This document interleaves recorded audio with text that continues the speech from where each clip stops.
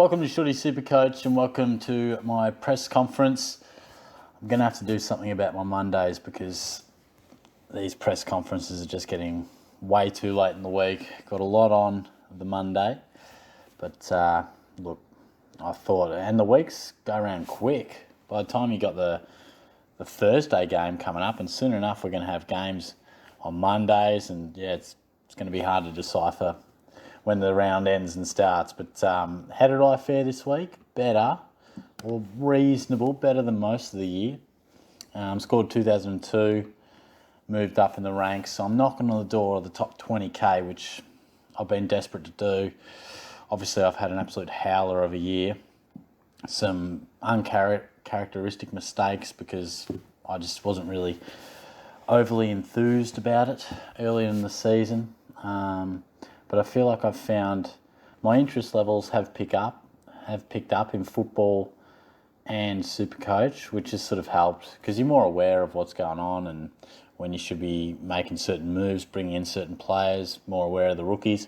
I did fall out of love of it there for a little bit, particularly through isolation. Thankfully, I'm not in the lockdown at the minute, obviously being from Geelong, but hopefully if you are in Melbourne, hopefully you're going all right and managing because it's a tough period, that's for sure.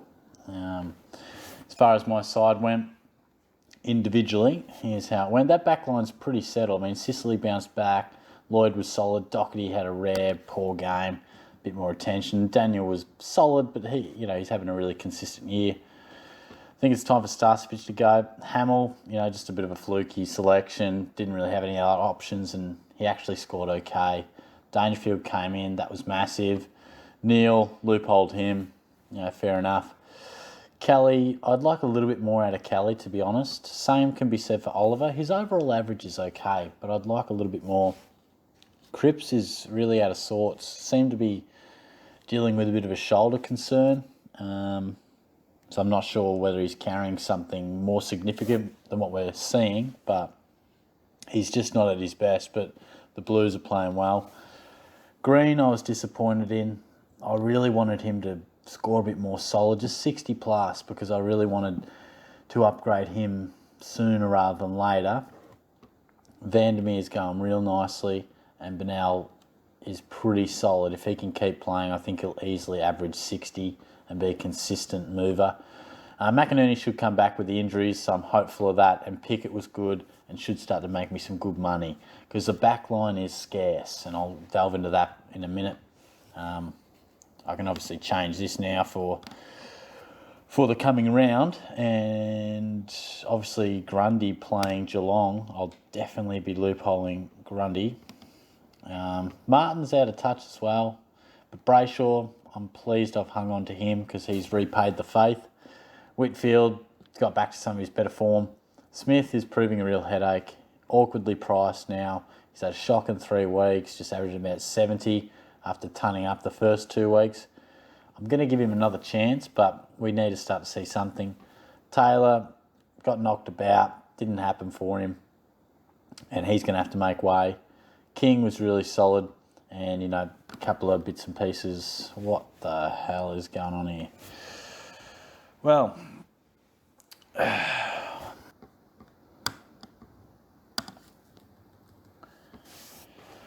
got no idea what happened there, but pretty much in tune with how Shorty goes about his technology. But that's how my side went. In terms of trades, I'm thinking double downgrade. Thinking Taylor's got to go, and you've got to get him ranking. And I'm thinking Starcevich has to go, and probably McPherson or Day. Only reason being I wouldn't upgrade Starcevich is because there just wasn't anyone I really liked. I want Zach Williams there, and probably down the track for like my last trade, maybe come in for the last 4 or 5 weeks, is Tom Stewart. If he can get back from that, I think it was a collarbone injury in 3 or 4 weeks, he's going to be really nicely priced. So that's where I'm forecasting there. And I want to upgrade Vandermeer to Fife pretty soon. And I wouldn't mind Green as my other upgrade. And I think Walters as well in the forward line. They're the guys I've got my eye on.